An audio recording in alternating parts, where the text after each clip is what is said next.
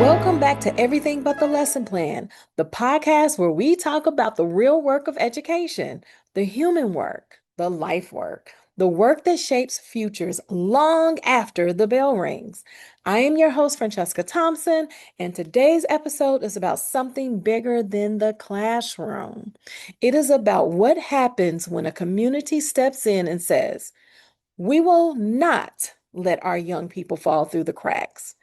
Because the truth is, some students don't just need instruction, they need support, they need structure, mentorship, and someone who believes in them before they believe in themselves. And today we're talking to someone doing exactly that work. Across our communities, there are young people who are one opportunity away from changing their entire life trajectory. But without guidance, without exposure, without someone showing them what the possibilities are, that potential can go unseen. That's where organizations like Hearts to Nourish Hope step in, providing not just programs, but pathways. From life skills and career training to mentorship and housing support, they are working to ensure young people don't just get by, they move forward with purpose. Today, I am honored to be joined by Miss Patrice Wuerth, one of the founders of Hearts to Nourish Hope, an organization that has been serving and uplifting youth for decades through leadership, education, and community-driven support. Welcome to the show, Patrice. How are you today? I'm doing wonderful. Thank you so much for having me. How are you? Pretty good. It's summertime. Are you enjoying your summer? Yes, I am. It's hot, but it's good. Mhm. It's good. Busy. Yeah. A lot of rain last couple of days, which is nice, especially with it being so hot. But we just got back in from vacation. We went to Mexico and enjoyed that weather and the beach. So now we're back here. Nice. That sounds Yes, awesome. yes. Well, I'm excited about our conversation today. You have an organization, Hearts to Nourish Hope. And so I want you to talk to me about that organization and kind of what inspired you. Okay. Yes, we started Hearts a little bit over 30 years ago. It was my Wow. sister and I. And a friend of ours, she Mhm. taught karate at the time. I was a drama major, and our friend was a music teacher. And we were working with another nonprofit and we decided we helped them out to do an after school program. Mhm. And in that after school program in Clayton County, we saw so much more need that needed to be addressed. And Yeah. we all wanted to really work with court involved youth, and that's kind of how we got started. And so it was just a little after school program teaching theater. And I can remember I was just doing a normal trust exercise with the kids, and they're like, "You get in the middle, Miss Patrice." And I was dying inside. I was like, "Oh my gosh, I'm gonna fall and they're gonna just drop me, like I'm Mhm. gonna." And after that, I did it. And I was like, "You have to do it. You're asking them to do it. You have to do it." So I did it. And I can remember one of the kids, and he was one of the kids that kind of hadn't bought in yet. He had Yeah. an ankle monitor. He was kind of always never really fully in. After that exercise, he came up to me and he said, "Do you know what, Miss Patrice? No one's ever trusted me ever in my life." Mm. And Mm. I never thought of it from that point of view. And we all were talking about all these things that were happening, and we were like, we have to do more. So we started Hearts to Nourish Hope. And the big need at first was the court system really needed when kids were suspended from school. Yeah. We were a suspension center. They if they were on probation, you know, they're sending them home. So what's happening? They're reoffending. They're falling further and further behind in school. Mhm. You know, they're already behind, so it was absurd. So we became a suspension center where they would come. We try to keep them up on their studies so they could go back prepared, and then give them a lot of life skills so that Yeah. maybe when the incident happened again, it would be different. They'd be able to maybe stay in school was the goal. And then we kind of morphed into what we are today, which is more, and a lot had to do with the funding and the need. So now we work with 16 to 24-year-olds. The youth side does primarily dropouts, but it can also be graduates that don't have a plan. But if they come to us as a dropout, we help them either get back in school or get their GED and get on a career pathway to become, contributing members to society and be able to support themselves. I And that, love that. And so when you think about the youth that you serve, what are they really facing beyond, what we see on the surface? I just think about that student that you were saying that was like, no one trusts me. And I think about this in the classroom setting where teachers have, different levels of students and students who are dealing with, you know, so many issues. So, tell me, what is it that you think that are with the youth that you serve, what are they really facing? gosh, teachers, it's so hard when you're in a classroom, especially have Mhm. 30 or 35 kids, and Yeah. to try to take the time for one. So that is a blessing that I do get to work with some of that. But there's so many things. There's so much trauma. There's so much, that nobody even being there that they could ever even themselves be able to trust. Mm-hmm. So there so many times they don't know where they're laying their head at night. They don't know where their next meal is coming, whether their mom's going to be home when they get home. And that's Hmm. really hard for you to then say, hey, let's do this math problem. Yeah. Like they're like, Yeah. that's the last thing. Last thing. Yeah, the last thing on their mind. So having to get them to buy in, figure out what's really going on so that they can even get to a place to start learning.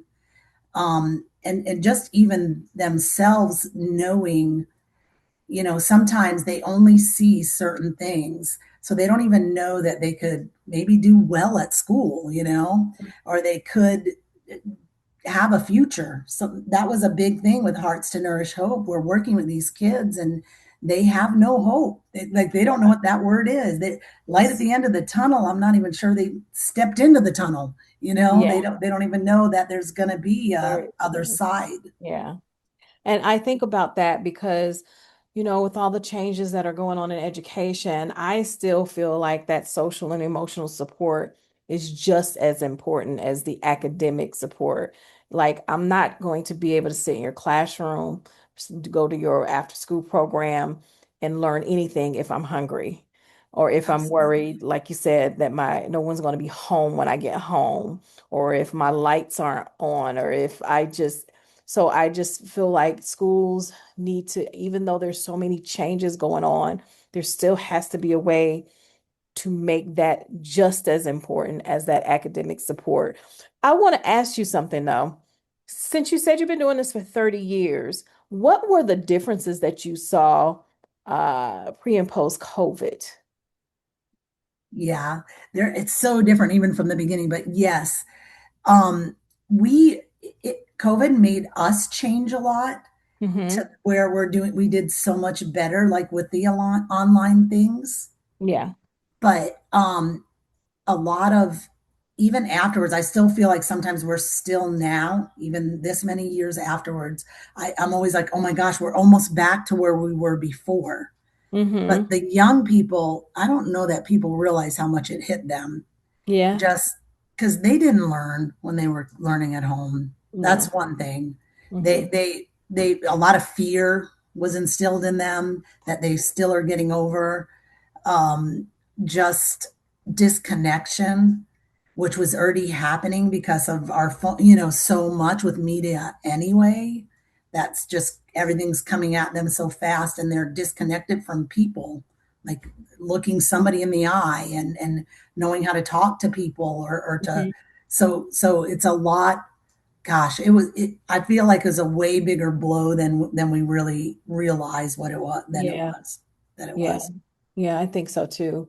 I think about my own child, I mean, she's in a stable household. She has everything that she needs. But she was taking orchestra for the first time online on a Zoom with Oh, a whole class of probably 60 other students. And I was like, this girl is not getting this. It's, and I could tell, and then when we went back to school and she was able to learn and she came home and she loved her instrument, she became first chair, all of that stuff. And it was just a challenge. So I just think about, our household is fine, but some kids didn't have that. So in addition to the pressure of trying to learn online and you're already having problems learning in general, then having to deal with the family issues, it had to be a big challenge during that COVID time period to support the youth. yeah, and like I mean, and like you say, even with my kids that are good learners, like you're saying, and think about if you have a parent though that's not in education, it was hard enough for me. Like I can't teach you that. Like they I were both in know. high school, you know. And so think if even in the lower levels, if you don't have Yeah. a parent that is there to even help, it's Yeah. forget it. It was hard Get for it. just that much harder. So. Yeah. So let's talk about life skills and like the mentorship programs. What we always talk a lot about academics, academics, academics, but not enough about life skills. Why are life skills just as critical as what is happening in the classroom? Yeah, oh my gosh, that is like the first thing usually with the young people that I work with that we have to address. They Hmm. just need different ways to deal with things. I mean, they can't even, like we were talking, they can't even get to the academics sometimes without those life skills. Now, also nowadays, even if you are high functioning and doing well with the academics, if you don't have the life skills, if you don't know how to ask for things or ask for help or problem solve, Yeah. if nothing's in your toolbox, one of the things that the businesses, I always ask them, like, what do you guys need and how can we help you and make sure our kids are coached up before we send them to you, those kind of things. And do you know what the majority of them say? We just want them to show up, and then Mm-hmm. not just show up but come back the next day. Like Wow. so many of the young people that we work with, if there's a little bump in the road, they they don't even try to problem solve, and then they just disconnect and they never go back. Yeah. Not a phone Yeah. call, not anything. They just, oh, I just never went back, and yeah, I just, we're like, Yeah. what? I So know. they have no reference, like they don't know any other way. So it's either that or it's showing up, as violence, and then they get locked up again, or definitely they lose the job, Yeah. or get kicked out of school or whatever classroom. So Yeah. And that the life skill piece is important for all youth, not even our at-risk youth and just all youth, because I think about my child and I was this true story, she's probably going to hate me. Hopefully she will never listen to this episode. there you But go. she ended up getting a job at the YMCA and they're so with this tech stuff, always this phone is just Yep. in the way. And so she went in and the pool was closed. She's a lifeguard.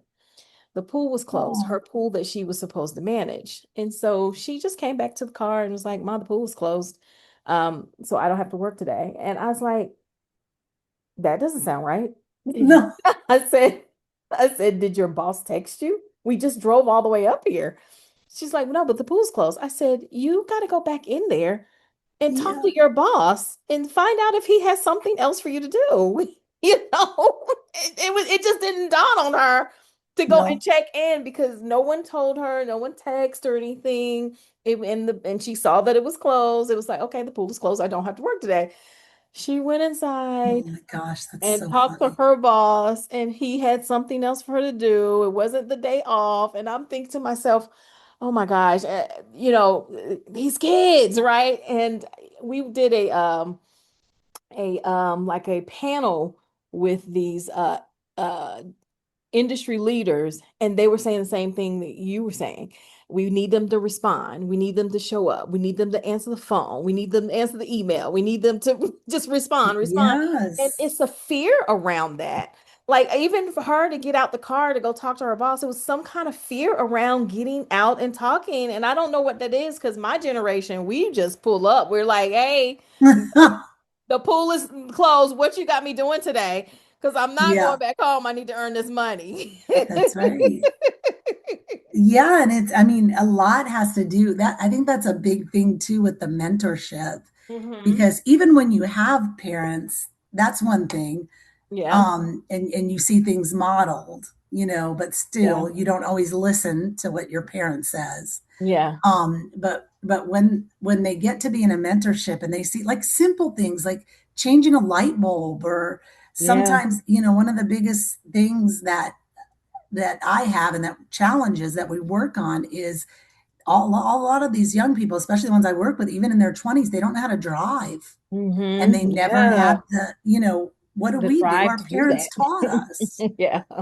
driver's ed's not enough. You have to Mhm. drive. But if you Yeah. don't, and that's life changing. If you're able to drive and get a car, and that just opens your Yeah. world to That's things. If so you're talking true. about 23, 24-year-olds that they have nobody to teach them to drive. Drive. So That's that just wild. mentorship piece is so important, It just for is. the exposure, for, and even when you have two parents, I've tons of stories, like you just said, where my kids Mhm. do things and I'm like, you just can't even believe it. Yeah. Like, you can't believe it. When my son went to college and had his Yeah. first apartment, and they thought the lights were down, and really there was a switch on their light switch. So they're changing the light bulbs and it's still not working, and they're doing this and that. We come in and we push the thing up, and I was like, there's your lights. They're cooking with their light from their phone. I'm like, are you kidding me? It's those life skills. We Yeah, our but kids need them. and then, I mean, it goes deeper than that too. Even Yeah. financial, like, I wish I had more financial literacy and stuff when I was in school. And Yes. every one of my employees, when we have the bank come in, and now it's pretty regular, they're all like in that class Yeah. and asking for more. Yeah. So that's a very important piece. But It even is. on the basic level, that you can't, if you don't have those skills or some kind of skills to even react differently, or know people react differently, because that's all they've Mhm. ever seen modeled, Yeah. you can't even be there to learn, Yeah, that's true. on a basic level. Yeah. So we know opportunity is everything, right? Um, and I do appreciate your organization coming into my school and providing some opportunity for our students at South. But we know how important that is. How does exposure to careers, leadership, and even the basic stability change the trajectory for young people? Yeah, that's huge. Hmm. Um, but for any young person, it's huge, but especially the young people that I deal with, that maybe don't have the same home life as some other young people, because you don't even know, like, they don't see outside their world. And Hmm. unless you expose them to that, there's so many opportunities. Like, this is a time, when we started Hearts, we really were tired of seeing these young kids, dying too young, being locked up, becoming gang members, not giving to this world what they were supposed to give, not realizing that this world needs you, and this world hurts if you're not able to give what you're supposed to give to them. So, being able to expose them that there's a different world outside of here, and you can do it. You can have hope. You can have dreams. You can have a future. I Yeah, mean, sometimes it's as simple as that. They don't even believe that they that can't. they're able to hope for a better future, or that Yeah, people live, and so that's really important. And then having those people come in and be around them, and even in our building, and talk to them and say, oh yes, I am the regional director for Atlanta Gaslight. Hmm. and they show interest in them and ask them questions and say, this guy, he came, he got his GED and he's doing this and this now, and letting them know that it's very realistic. Like, I love watching their faces when we take them to the college, or Yeah. we have the college kids come and work with us. I have a Hmm. friend that works at Berry, and she would bring her group every in May for this little program she would do, and they'd work with our kids, and their kids that are very close to their age, and they see Yeah. what they're doing and go, wait a minute, people do this and can do this. Yeah. Uh, So I think about um, teachers and just how can we bridge some of these gaps with like your organization and coming into schools and partnering with teachers. I think a lot of times teachers feel like they're just in it alone. yes, They have this heavy workload, already, and now asking them to do something outside of that to find organizations to support students. I think it's just imperative for those partnerships. Now, when I was in the classroom, I was a teacher partner, right? yeah, I would find partnerships throughout. I was in Atlanta at the time, throughout the city of Atlanta. I'm partnering with you and you. I'm inviting you to the classroom and you to the classroom. It took a lot of the weight off of me. And it yes, was just a blessing to the student because, once again, you talk about that exposure and those opportunities. Some of my students had never, we would travel. Some of them had never left Atlanta. So yes, they were in my classroom and we did field trips and we went outside of their zip code. Some of them had never been exposed to just like dressing up in a suit and a tie, being in yes, a nice hotel where we were doing competitions with like FBLA and some of the career technical organizations, yeah, and having to meet and network with other people. Never got those opportunities, would have never gotten those opportunities if if they weren't in my classroom, if I hadn't partnered up with certain organizations. So I think it's power in that. So, and with people all over listening to the podcast, they can find their hearts to Nourish Hope. It may not be your organization, but there are organizations like this in your yes. city, in your county. What do people do to get connected to you, right? And how could you work with teachers?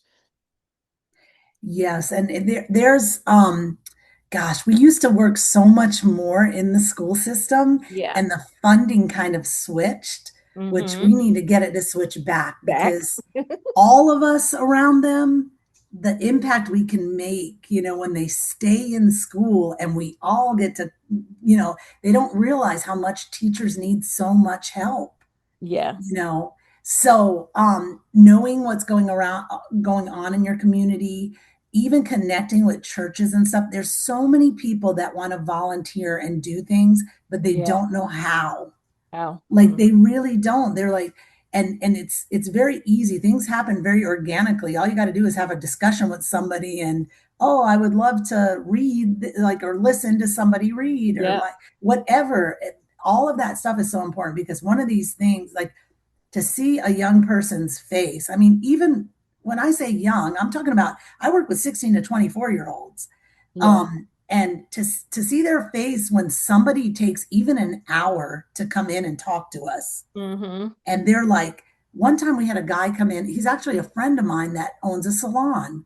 Mm-hmm. And the two kids that were very interested, he gave them his number. They Yeah. couldn't believe it. Yeah. Like, and it made everything better. It made them come Yeah. in a GD class better, all of that stuff.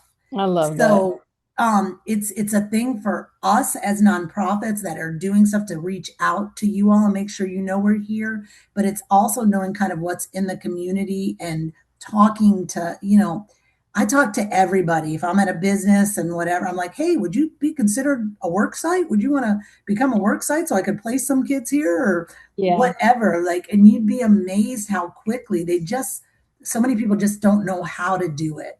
How But to if do you it. give it right to them, Hmm. It makes it a little bit easier.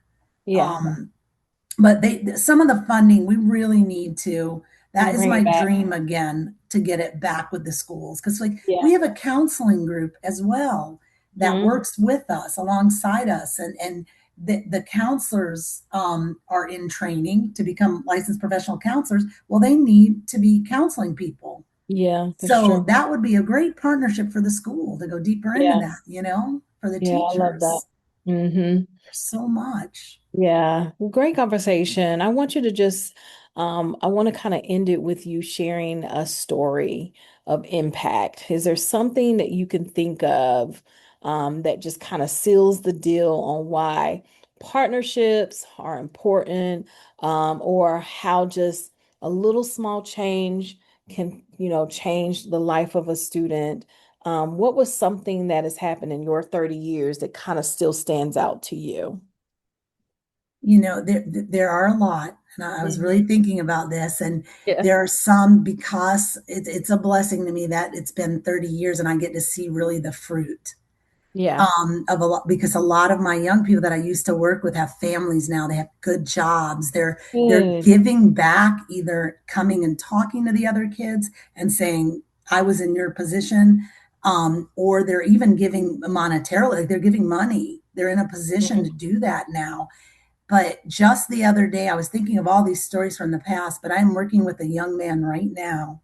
Mhm. He was 16 years old, bullied in school, left school, was in counseling, came to me, and when he first walked in, his hat was super, like you didn't see his eyes. His Mhm. hat was super low, could barely get him to look at you. All just totally different person. I Yeah. can remember the first day he came in, and he had his hat off, and he was talking to me, looking at me. He's 18 now. He's Mhm. he came to me. I think he was seven. He dropped out of school at 16. He was almost 17 when he came to me. He's about to be getting his GED. He passed Mhm. all the practice tests. He's about to start testing. He got we put him in a work experience. He did fabulous. Like, I mean, this is a young person that wouldn't go to the GED class because he wouldn't be in Mhm. a class with the other kids. Mm. He got his OSHA 10, he got his flagger certification. I partnered him with or paired him up with a mentor that does welding, but he Mhm. has to get that GED in order to Mhm. go To do further with well. that. He is like a different person. I even use him sometimes for work. And just today, like if I need extra things done, he's stepping up. He's talking to the other kids Yeah. in the resume class. It's unbelievable. He's a Yeah. totally different kid. And when I spoke to his mom after he was with me maybe 6 months, she was like, Patrice, like I don't know if you really realize or what the counselor told you, but he was suicidal. Like I didn't Mm. know if he was going to be waking up. Like she was like, I was handcuffing myself to him almost. Like it was serious. And Yeah. he's going to speak for me tomorrow at a lunch and learn. Really. And I asked him, and I didn't know if he would do it. And he wrote a speech and sent it to me. And I was just crying Oh my. because I have it on my text, and he's going to talk, not tomorrow. It's on Thursday. Tomorrow's favorite. He's going to talk at the thing. And this is a kid that he would not even look at you, Francesca. And Mm. it's stuff like that, that my favorite quote, one of my favorite quotes, and I'm probably going to quote it wrong, but it's by Albert Einstein about, everybody's a genius, but if you try to teach a fish to climb a tree, he'll think it's Mm. dumb. He's dumb his whole life. We Yeah. got to teach them different words to Yeah. use about themselves, even if they've heard those other ones. No, that is not who you are. Stop using that word and stop Yeah. saying that you can't do something. Ask Yeah. me how to do it. Ask me Mhm. how do I get there, Yeah. and ask Good. for help. So yeah, Yeah. there's That's really good. Well, Jesus, thank you for being on the show today. What's next for your organization? Anything you guys got cooking up this year? yeah, we always do a big we're in 6 counties right now. So Oh, that was a big six. deal. That just Wow. happened. We barely have a year under our belt for that. So my youth program, our biggest funder asked us to do that. But in October, we always do a huge thing. It's called Haunting Reality. So it's a Mm-hmm. haunted house that deals with like drinking and driving, texting and driving, vaping, drugs, all that kind of teen realities. And yeah, then there's a big debriefing at the end, and you walk through it. And there's a lot of organizations that, have literature. If your friend's thinking about committing suicide, like kind of coaches you up on what you can do. And Yeah. it's fun. I know that sounds kind of morbid, but in a way, it's fun. The kids love to build it. They love to research, and we pull a lot of things into it, even bullying. And then, at the end, they debrief when they come out and get some resources. And Yeah. Now, is yeah, that going to be in Clayton County? that's in Clayton County. We will be at Clayton State University has an old film building. They let us use it last year, and they've asked us back for this year. So they let me keep some stuff there, and it's a big warehouse that I get to build in. Okay. And this is for my listeners. Clayton is state is in Georgia. Now, is this event open to your students or will it be a registration or how does it work? It's open to any students that Okay. want to come. We just don't do young. Like I won't do under 13 because Okay. every time it's always bad. Yeah. Parents get mad at me, but it's not good because it is kind of scary inside. Yeah. Great. Well, And it's they can even come and build it. Like if you have organizations, I have a few organizations like from everywhere. Even my daughter goes to UGA, and she brought a whole group to work with me and help build it. This She loves it. Like so the college students love it, the high school students come and work it, help me sell tickets. We usually get an organization that will buy it out so we don't have to charge for tickets. okay. All right. Well, So we had put me on someone the list. Okay. I want to see if our school can and we can have some students to support there for sure. That would be fabulous. I'll do that for sure. Yeah. We're building it up again after COVID. We've done it now. This is the third year Okay. again. We did it for 9 years, then stopped, and now we're doing You it back again. up. I love it. So Well, thank you again for joining today. thank you. If there's one thing the conversation reminds us is that young people don't fail because they lack ability. They struggle when they lack access, guidance, and opportunity. And when those three things come together, everything changes. Organizations like Hearts to Nourish Hope are not just helping youth, they are rewriting futures. So, thank you for tuning in to Everything But the Lesson Plan, where we talk about the parts of education that truly shape lives. If this episode spoke to you, share it with another educator, mentor, or community leader, because the more we pour into our young people, the stronger our future becomes. And as always, keep thriving.